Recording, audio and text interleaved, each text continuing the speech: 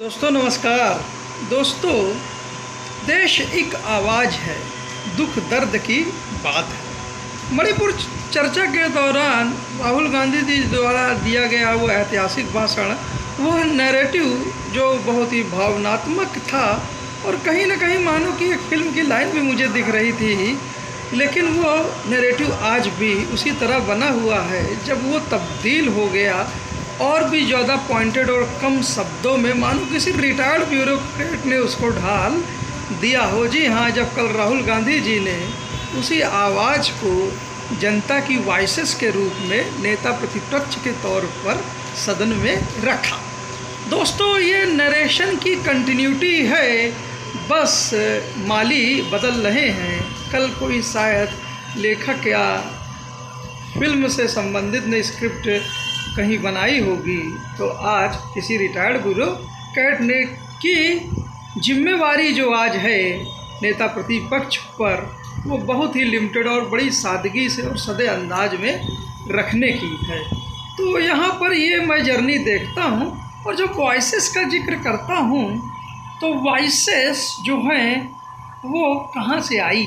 असल में ये डाइवर्स वॉइसेस जो आई वो भारत जोड़ो यात्रा और भारत जोड़ो न्याय यात्रा के दौरान राहुल गांधी ने जो सुनी, और वो सदन में, माननीय सदन में, वो पॉलिटिकल सत्ता के सामने ये जो जनता की वॉइस है वो पहुंचाना चाहते हैं, जो हर एक विपक्ष का धर्म भी होता है। दोस्तों, जब मैं ये बोलता हूं कि राहुल गांधी ये वॉइसेस पहुंचा रहे हैं अलग अलग, कभी कलात्मक भावनात्मक तरीके से, तो कभी एक जन अधिकारी के तौर पर जनता के अधिकारों की बात करने के लिए उन वॉइसेस के लिए बहुत ही लिमिटेड अपोजिशन लीडर के तौर पर बड़ी जिम्मेदारी के साथ, तो मैं यहाँ किरदारों को देख रहा हूँ। अलग अलग किरदारों में राहुल गांधी कैसे स्वयं को ढाल रहे हैं। मैं ये भी नहीं कह रहा हूँ कोई दूसरा उनकी चीज़ें लिख रहा है और कोई दूसरा लिखे चाहे वो, लेकिन अभिनय कौन कर रहा है ये हम सब देख रहे हैं। अभिनय, वो अभिनय रियल लाइफ में है, फिल्मों का नहीं। वो अभिनय सामाजिक मौजूदा परिस्थितियों, उनसे वो चीज़ है। दरअसल राहुल गांधी अब एक जननायक बन के उभरे हैं, और अभी जो CSDS का हालिया सर्वे आया, वैसे मैं सर्वे में ज़्यादा बिलीव नहीं करता, लेकिन इलेक्शन के बाद आया है, तो जैसे ही उनकी लोकप्रियता मैं देख रहा हूँ काफ़ी बढ़ गई है अपने जो चिर प्रतिद्वंदी हैं उनसे, और जो काफ़ी सीनियर मोस्ट हैं।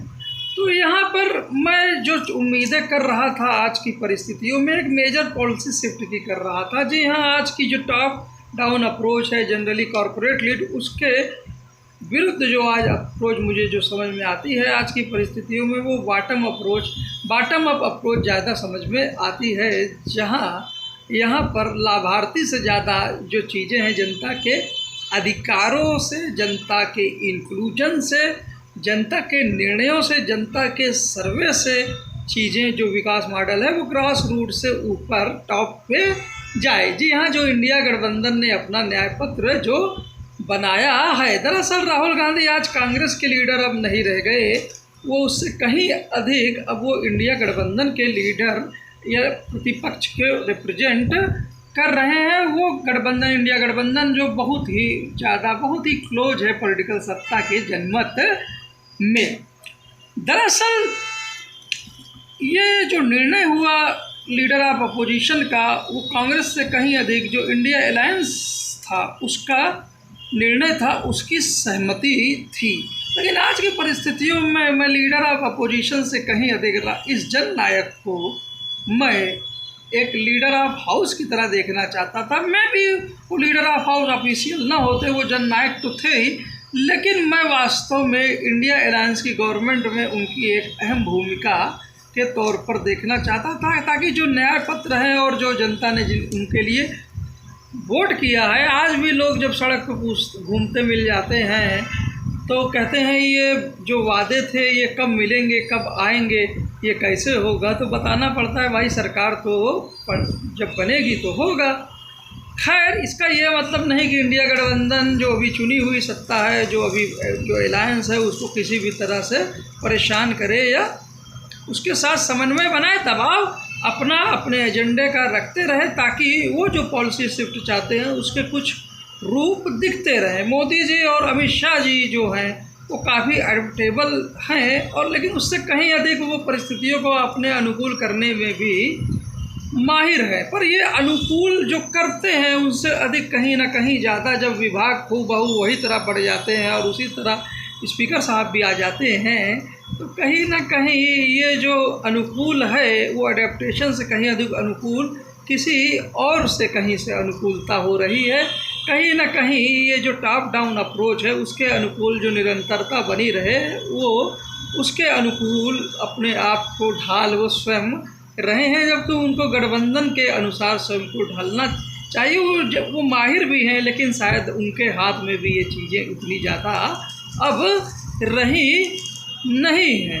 तो इन परिस्थितियों में अब जो भी है हमेशा फुट पे रहना होगा इंडिया गठबंधन को, और ये सबसे सही मौका है कि जो इंडिया अलायंस को अपना एक परमानेंट सेक्रेटरिएट बना लेना चाहिए, क्योंकि अब ये लीडर ऑफ अपोजिशन की जिम्मेवारी है कि वो बहुत ही सदी हुई प्रतिक्रियाएं दें और सती हुए मुद्दे रखें। और जीन्स और टी शर्ट में चलने वाला वो आदमी सड़क पे, कल जब मैंने न्यूज़ सुनी, देखी नहीं कि शायद वो कुर्ते पैजामे में थे, लेकिन वास्तव में अब जनता के अधिकारों की बात वो रखेंगे तो फॉर्मल शर्ट और पैंट वो दूसरे में ना जाएं, वो अपनी शैली में रहें, एक जन अधिकारी की तरह अपनी बात वहाँ पे सदन में लीडर ऑफ अपोजिशन के तौर पर रखें। तो दूसरी ओर सेक्रेटरिएट के रहने से ये होगा कि जो भावनात्मक पहलू है, जो कलात्मक पहलू है, और जिस हिसाब से सादगी, जिस हिसाब से सदा हुआ भोलापन इत्यादि,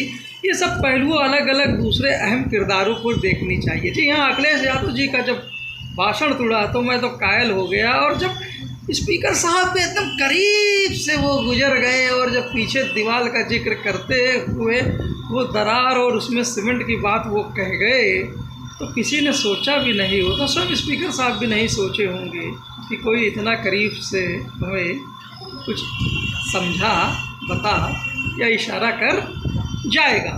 खैर जो भी हो, लेकिन वहीं एक अखिलेश यादव जी ने पुराने सदन में जो स्पीकर का आसन है उसकी भी बात की, तो कहीं न कहीं जो पुराने सदन का अनुभव है वो पूरा अब नए सदन में अब बिखेरने को वो तैयार हैं। तो वहीं डिम्पल यादव जी बहुत ही भोलेपन से क्या बोलती हैं और कितना ठोस बोलती हैं देखने की बात होगी। तो सुप्रिया सूले जी बहुत ही मतलब सलीखे से और बहुत ही ऐसी भाषा जो एकदम फाइन है, लेकिन सबसे ज़्यादा वो चोट पहुंचा सकती है। तो ये भी देखने का मौका मिलेगा। स्वयं राज्यसभा में हम देखेंगे प्रियंका चतुर्वेदी जी को और मल्लिका अर्जुन खड़गे जी, जो जिस हिसाब से जो राज्यसभा में विपक्ष के लीडर हैं वो किस हिसाब से दहाड़ते हैं। लेकिन ये सब चीज़ें तभी हो पाएंगी जब लीडर ऑफ अपोजिशन जो हैं, जिनको सड़क पे भी उतनी ही मेहनत करनी है जितनी सदन में, वो अपना सेक्रेटरिएट जल्द से जल्द बनाकर और ये सब सारे दलों को साथ ये पूरा नैरेटिव जो भी रखना है उसके अलग अलग तरीके से कैसे रखना है, कौन पार्ट कितना रखेगा, क्षेत्रीय अलग अलग रीजन से कौन रखेगा, कहाँ से उठाएगा, कहाँ से गोगोई जी आएंगे, कहाँ से उधर साउथ से कोई नैरेटिव आएगा, तो कहीं पंजाब से आएगा, कहीं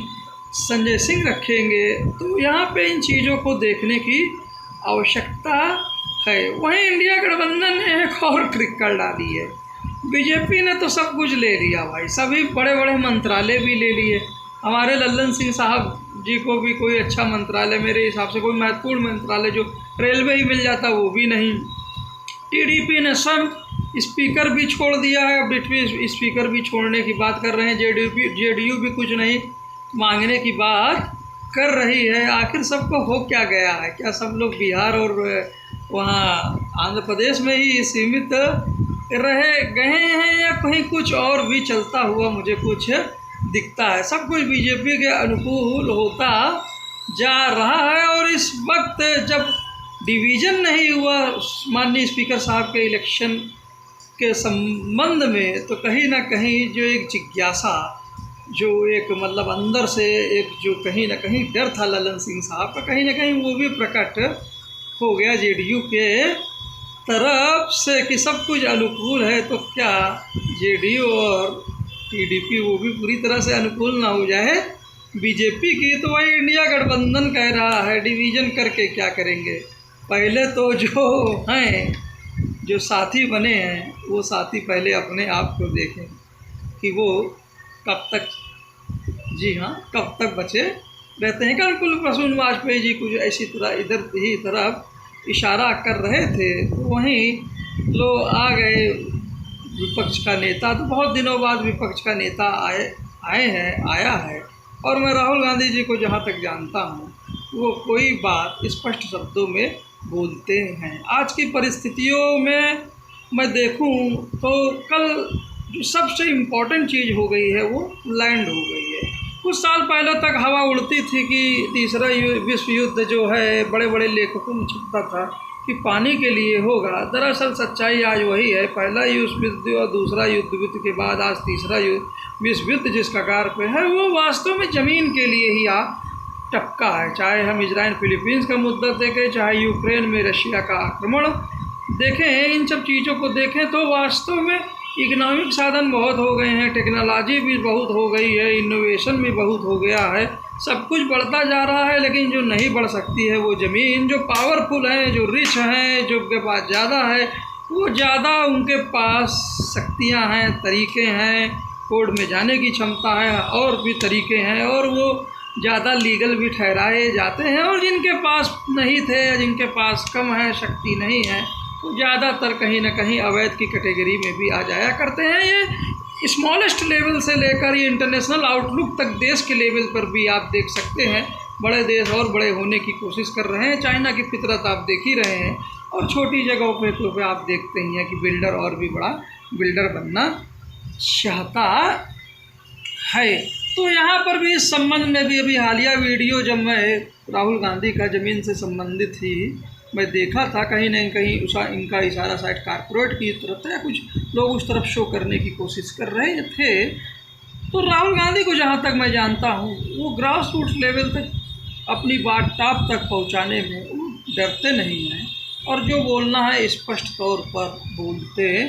अब भावनात्मक तौर पर अलग अलग नैरेटिव से और ज़्यादा इफेक्टिव तरीके से उनकी टीम कैसे वर्क करती है, इसकी खास जिम्मेदारी कहीं ना कहीं अखिलेश यादव जी पर मुझे जान पड़ती है। उम्मीद है ये एपिसोड आप लोगों को पसंद आया होगा, और अब देखना भी पड़ेगा। असल कौशल की बात है कि मोदी जी और शाह जी, जी हाँ, वो किस हिसाब से गठबंधन की राजनीति में स्वयं को ढालते हैं, जबकि पॉलिसीज वही तरह रहे हैं। बहुत ज़्यादा प्रेशर कहीं दूसरी जगह से भी उनके ऊपर है। देखते हैं उठ किस करवट बैठता है। तो सत्य हिंदी पर वरिष्ठ पत्रकार विनोद अग्निहोत्री जी को भी सुना करिए। उन्हीं के माध्यम से मुझे कल आशुतोष जी के शो को पता लगा कि इंडिया गठबंधन की पूरी स्वीकृति के साथ ही, उनके मन के साथ ही कहीं ना कहीं लीडर ऑफ अपोजिशन के लिए स्वीकार हुए, जो मेरी इच्छा नहीं थी। मैं तो लीडर को लीडर के तौर पे ही देखना चाहता था, सभी के लीडर के तौर पर। तो वही अमरीश कुमार जी को भी सुना करिए, डॉक्टर सुमिलियन जी के साथ, और अजीत अंजन पर शो पर, जो बहुत ही बढ़िया पत्रकार हैं, जो बहुत ही मतलब तीखी और एकदम स्पष्ट सवाल पूछती है। इलाहाबाद के पत्रकार हैं नीलू व्यास जी को भी सुना करिए। सुशील शुक्ल जी के साथ, प्रभाकर मणि तिवारी जी के साथ। जय हिंद, जय भारत। हाँ, कल अरुण त्रिपाठी जी को मैं हमेशा सुनता हूँ, कभी कभी नाम नहीं ले पाता हूँ अनिल सिन्हा जी के साथ, लेकिन वो जो उनकी इंटेलेक्चुअल जो बातें रहती हैं, और अनिल सिन्हा जी जिस हिसाब से स्पष्ट बोलते हैं, उनका मैं हमेशा कायल रहता हूँ। जय हिंद, जय भारत। Thank you sir.